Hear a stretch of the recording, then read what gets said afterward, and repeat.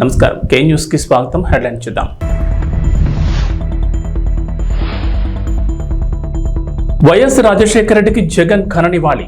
తెలుగు రాష్ట్రాల్లో జయంతి కార్యక్రమాలు.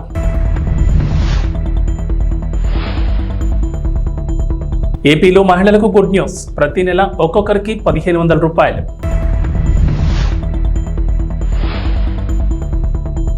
తెలంగాణ పాలిటిక్స్ లో మరో సంచలనం.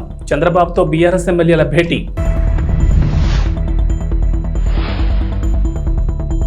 తెలంగాణ ఏపీ ప్రజలకు బిగ్ అలర్ట్. పలు జిల్లాల్లో భారీ వర్షాలు. ఆంధ్రప్రదేశ్ విద్యాశాఖ మంత్రి నారా లోకేష్ చొరవ 25 మంది విద్యార్థుల భవిష్యత్తుకు బాట వేసింది. ఏపీకి చెందిన విద్యార్థులు జేఈఈ మెయిన్స్ అడ్వాన్స్డ్ పరీక్షలో ఉత్తీర్ణత సాధించారు. వీరందరికీ జాతీయ స్థాయి విద్యా సంస్థలో సీటు దక్కిన ఐఐటి మద్రాస్ తెచ్చిన కొత్త నిబంధన కారణంగా సమస్య ఎదురైంది. మంత్రి లోకేష్కు వాట్సాప్ ద్వారా ఫిర్యాదు చేయగా వెంటనే సమస్యను పరిష్కరించారు. రాష్ట్రానికి చెందిన సుమారు 25 మంది విద్యార్థులకు ఐఐటి, ఎన్ఐటి వంటి జాతీయ విద్యా సంస్థల్లో ప్రవేశాలు పొందారు. ఆంధ్రప్రదేశ్లో దివ్యాంగ విద్యార్థులకు ఇంటర్మీడియట్ బోర్డు నిబంధనల ప్రకారం లాంగ్వేజ్ సబ్జెక్టులు రెండింటిలో ఒకదానికి మినహాయింపు ఉంది. ఈ మేరకు ఆ సబ్జెక్టుకు సంబంధించి ఈ అని పేర్కొంటూ మార్కుల జాబితా ఇస్తున్నారు.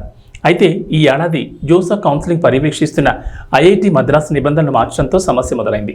ఇంటర్లో కనీస అర్హతగా 5 సబ్జెక్టులకు సంబంధించిన మార్కులతో మెమో ఇవ్వాలని కొత్త నిబంధనలు తీసుకొచ్చారు.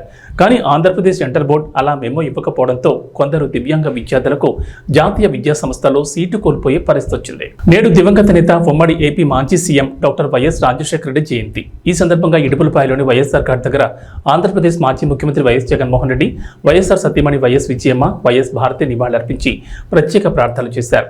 జగన్ వెంట వైఎస్ఆర్సీపీ ఎంపీలు వైఎస్ అవినాష్ రెడ్డి, గురుమూర్తి, తనుజారాణి, వైఎస్ఆర్సీపీ నేతలు ఉన్నారు. జగన్తో పాటు మేనత్త విమలమ్మ, మేనమామ రవీంద్రనాథ్ రెడ్డి తదితరులు ప్రత్యేక ప్రార్థనలో పాల్గొన్నారు. మరోవైపు వైఎస్ఆర్ జయంతి సందర్భంగా జగన్ ట్వీట్ చేశారు.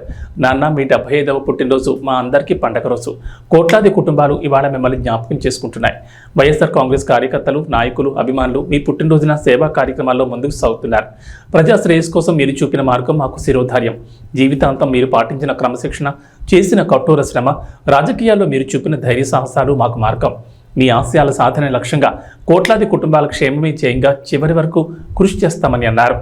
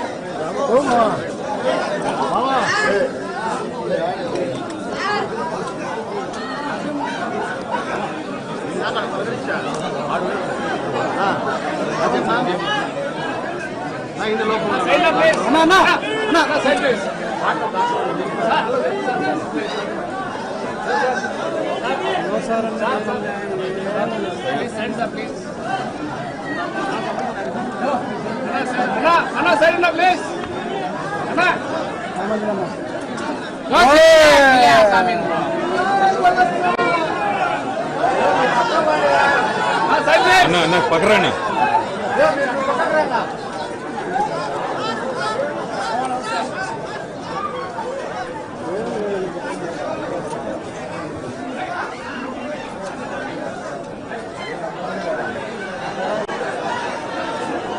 ఆంధ్రప్రదేశ్లో కూటమి ప్రభుత్వం ఎన్నికల సమయంలో ఇచ్చిన హామీలను ఒక్కొక్కటిగా అమలు చేస్తోంది. ఇప్పటికే పింఛన్ పెంచి పంపిణీ ప్రారంభించింది.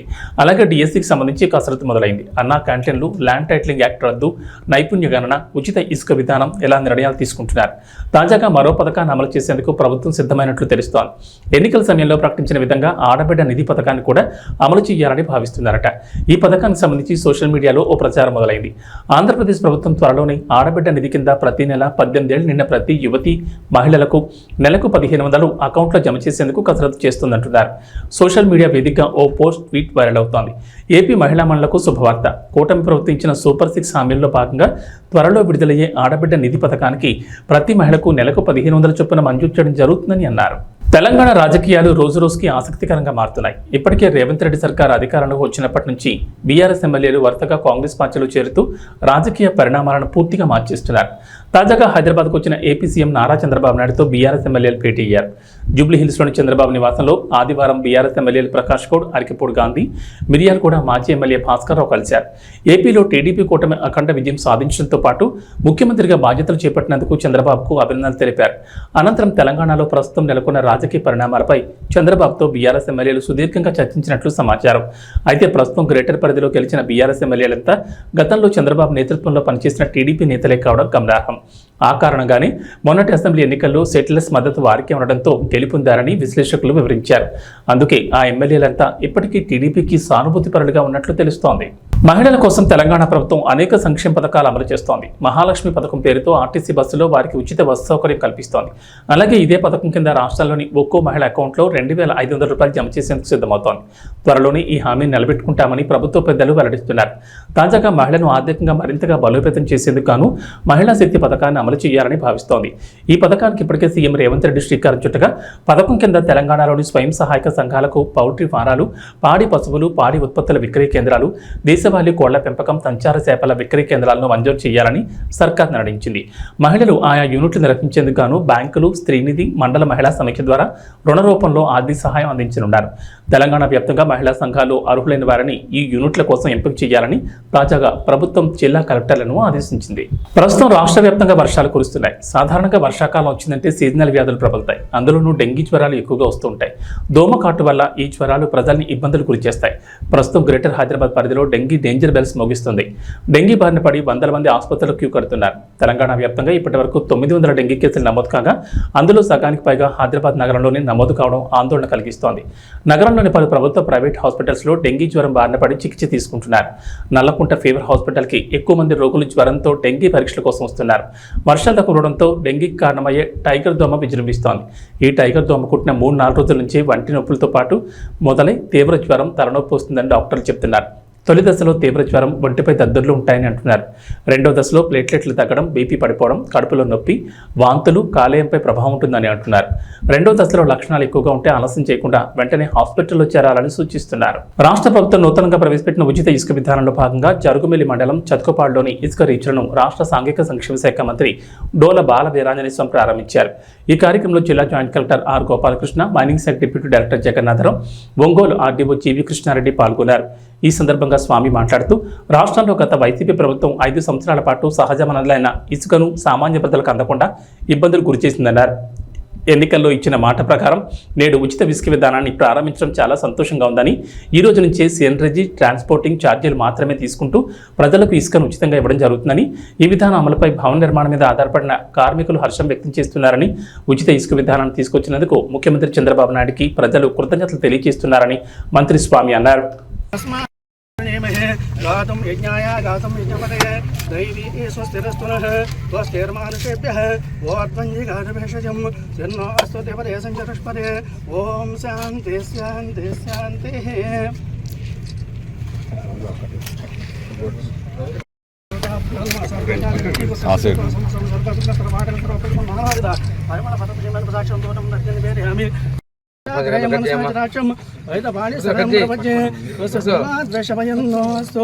శోభగం శోభం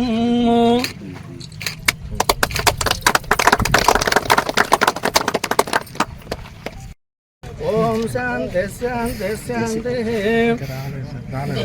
ఓం మతో దేవావంతరో విష్ణుర్వచక్రమే బుద్ధివ్యాసం పదామపి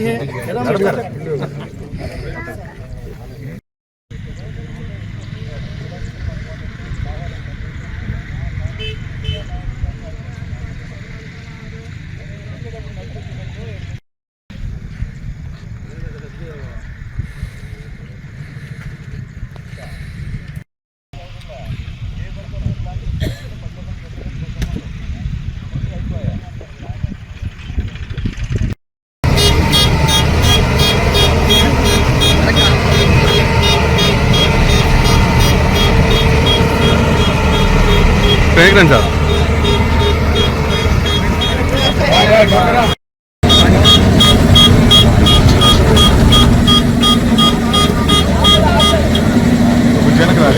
తమ్ముడు ఎక్కడమ్మా, తమ్ముడు కొంచెం ఎక్కడమ్మా.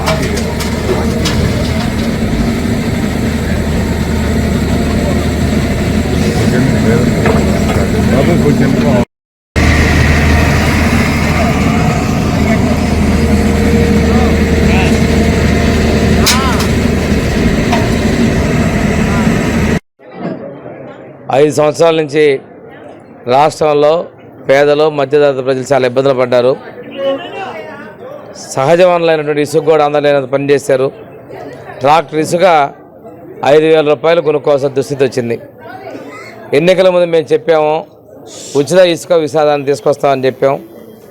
మా ప్రభుత్వం ఏర్పడి 4 రోజులు కూడా కాలేదు. మొదటిది ఎన్టీఆర్ భరోసా 4,000 రూపాయలు పెన్షన్ పెంచిచ్చాం. రెండవది ఉచిత ఇసుక విధానాన్ని ఇవాళ మేము ప్రారంభిస్తున్నాం. ఎన్నడూ లేని విధంగా మా నియోజకవర్గంలో 2 ఇసుక డంపులు ఉన్నాయి. వాటిని మొదటగా సేవరేజీ ట్రాన్స్పోర్ట్ ఛార్జీలు కలుపుకొని 247 రూపాయలకి టన్ను కింద విక్రయం చేస్తూ ఉన్నాం. ఒక వ్యక్తికి 20 టన్నులకు మించి రోజుకి ఇవ్వడం లేదు. ఉదయం 6 గంటల నుంచి సాయంత్రం 6 గంటల వరకు పగటిపూట మాత్రమే ఇసుకను సరఫరా చేయబోతున్నాం. నదుల పక్కన ఉన్నటువంటి వాళ్ళు ఎవరికి వాళ్ళు కావాలంటే బండ్ల మీద ఉచితంగా ఇసుక తీసుకొచ్చుకోవచ్చు.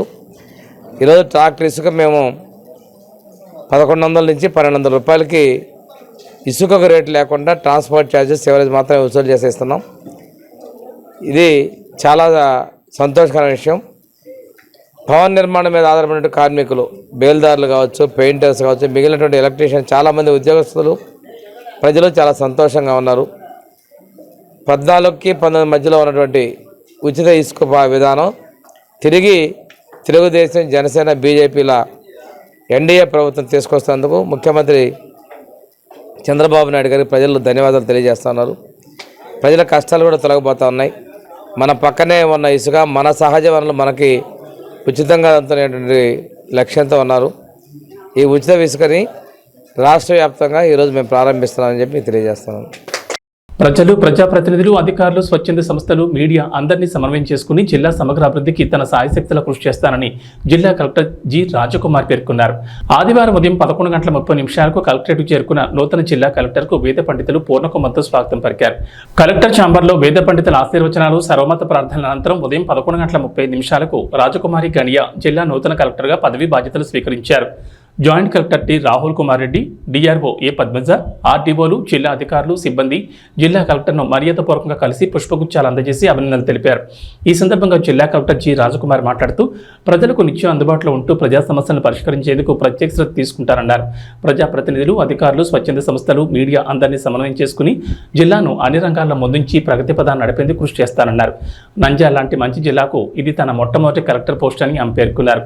నంద్యాల జిల్లా కలెక్టర్గా ఈ ప్రాంతంలో పనిచేసేందుకు సంతోషంగా ఉందని, కలెక్టర్గా ఎంపిక చేసి నియమించిన ప్రభుత్వానికి, రాష్ట్ర ముఖ్యమంత్రికి ఈ సందర్భంగా ధన్యవాదాలు తెలుపుకుంటున్నానని ఆమె తెలిపారు. రాష్ట్ర ప్రభుత్వ ఆశయాలకు అనుగుణంగా ప్రభుత్వ సంక్షేమ అభివృద్ధి పథకాలను సమర్థవంతంగా అమలు చేసి అందరి సహకారంతో జిల్లా అభివృద్ధికి పాటుపడతానని కలెక్టర్ తెలిపారు. అన్ని శాఖలను సమన్వయం చేసుకుని ప్రభుత్వ ప్రాధాన్యత అంశాలను క్షేత్రస్థాయిలోకి విస్తృతంగా తీసుకెళ్లి అభివృద్ధి చేసేందుకు కృషి చేస్తానని తెలిపారు. నంద్యాల జిల్లా జియోగ్రాఫికల్ ప్రొఫైల్, ఇక్కడి పరిస్థితులను పరిశీలించాలని, వ్యవసాయ అనుబంధ రంగాలు, ఇరిగేషన్, పరిశ్రమలు, టూరిజం తదితర అన్ని సెక్టార్లలో ప్రస్తుతం ఉన్న పరిస్థితులను ఆకలింపు చేసుకుని మరింత అభివృద్ధి చేసేందుకు ప్రణాళికలు రూపొందించి ఆ మేరకు చర్యలు తీసుకుంటానని ఆమె తెలిపారు. అనంతరం కలెక్టర్ కార్యాలయంలోని video conference hall, command control room, అన్ని సెక్షన్ల విభాగాలను పరిశీలించి వివరాలు అడిగి తెలుసుకున్నారు.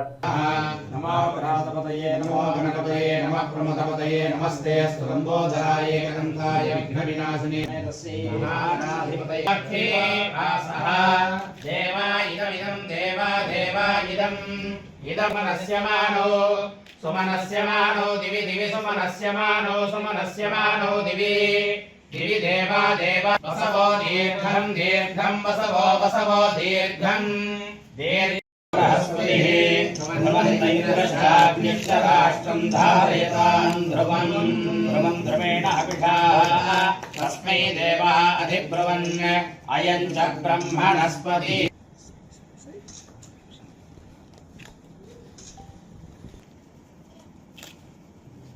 నమస్కారం. ముందు ముందుగా రాష్ట్ర ప్రభుత్వానికి, గౌరవ ముఖ్యమంత్రి గారికి, నంద్యాల జిల్లా కలెక్టర్గా నన్ను నియమించినందుకు ధన్యవాదాలు తెలుపుతూ ఉన్నాను.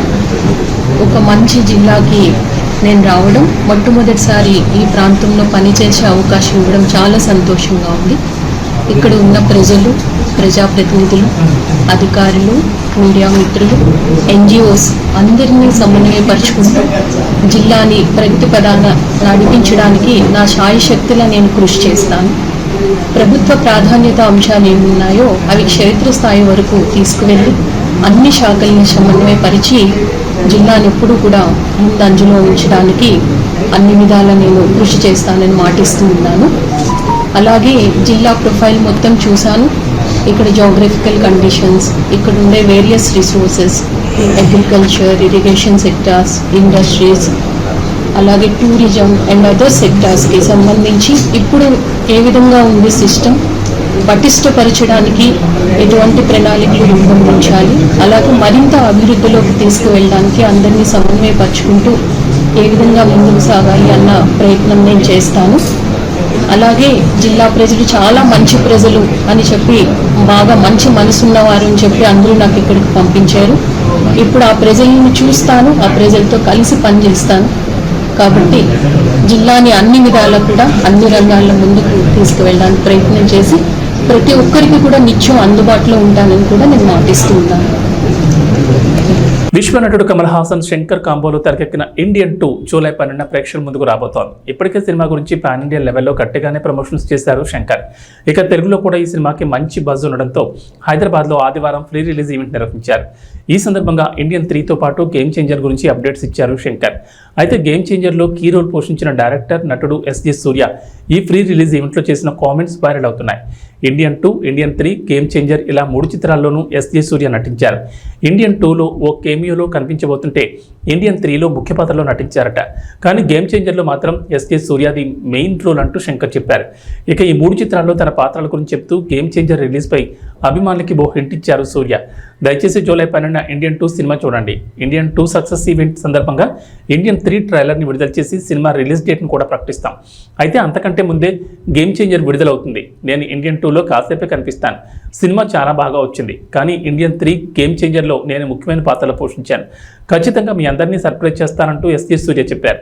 ఇక గేమ్ చేంజర్లో తన నటన చూసిన తర్వాతే శంకర్ తనని ఇండియన్ 2కి 3కి తీసుకున్నారంటూ SJ సూర్య ఇటీవల ఓ ఇంటర్వ్యూలో చెప్పారు. శుభ్మన్ గిల్ సారథ్యంలోని యువ భారత్ జట్టు జింబాబ్వే పర్యటనలో తొలి విజయాన్ని నమోదు చేసింది. ఆదివారం జరిగిన 2వ T20 మ్యాచ్లో ఆల్రౌండ్ ప్రదర్శనతో అదరగొట్టి 100 పరుగుల తేడాతో జింబాబ్వేని చిత్తుగా ఓడించింది. తొలుత బ్యాటింగ్లో 234 పరుగులు చేసిన టీమిండియా ఆ తర్వాత జింబాబ్వేను 18.4 ఓవర్లలో 134 పరుగులకు కుప్పకూల్చింది. కాగా శనివారం జరిగిన సిరీస్ ఆరంభ మ్యాచ్లో జింబాబ్వే 13 పరుగుల తేడాతో గెలిచింది. ఈ విజయంతో 5 మ్యాచ్ల T20 సిరీస్లో 2 మ్యాచ్లు ముగిసేసరికి భారత్, జింబాబ్వేలు 1-1తో నిలిచాయి. 3వ T20 మ్యాచ్ బుధవారం జరగనుంది. ఈ మ్యాచ్లో తొలుత బ్యాటింగ్ చేసిన భారత్ భారీ స్కోర్ నమోదు చేసింది.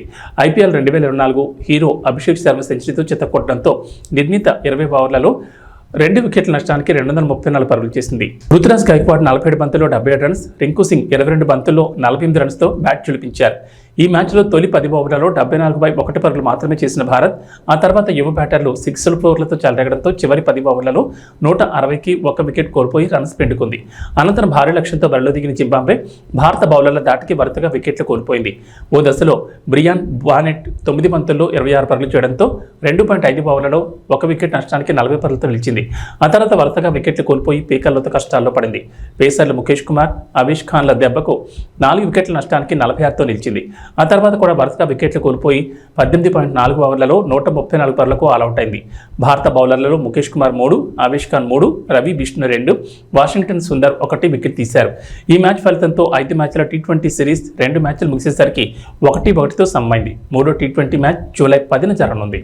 ఇక వాతావరణ విషయానికి వస్తే ఏపీలో వర్షాలు కురుస్తుండగా తాజాగా మరోసారి వాతావరణ శాఖ రెయిన్ అలర్ట్ ఇచ్చింది. పశ్చిమ మధ్య బంగాళాఖాతంలో దక్షిణ కోస్తా తీరం మీదుగా ఆవర్తనం విస్తరించింది. వచ్చే 24 గంటల్లో కోస్తా, రాయలసీమలో ఉరుములు, పిడుగులు, ఎదురుగాలతో వర్షాలు కురుస్తాయని వాతావరణ శాఖ అంచనా వేస్తోంది. ఈ ప్రభావంతో ఇవాళ పార్వతీపురం మన్యం, అల్లూరు సీతారామరాజు, విశాఖపట్నం, అనకాపల్లి, కాకినాడ, డాక్టర్ బిఆర్ అంబేద్కర్ కోనసీమ, తూర్పుగోదావరి, పశ్చిమ గోదావరి, ఏలూరు జిల్లాలో ఓ మోస్తరు వర్షాలు కురిసే అవకాశం ఉందని వాతావరణ శాఖ అంచనా వేస్తోంది. అంతేకాకుండా శ్రీకాకుళం, విజయనగరం, కృష్ణా, NTR, పల్నాడు, ప్రకాశం, చిత్తూరు, తిరుపతి, నంద్యాల, శ్రీ సత్యసాయి అన్నమయ్య జిల్లాలోని కొన్ని ప్రాంతాల్లో తేలికపాటి వర్షాలు పడతాయంటున్నారు. ఈ ఏడాది ఆశించినంతగా వర్షాలు కురవడం లేదు. ఎప్పుడు లేని విధంగా మే నెలలో వర్షాలు దంచుకుంటాయి.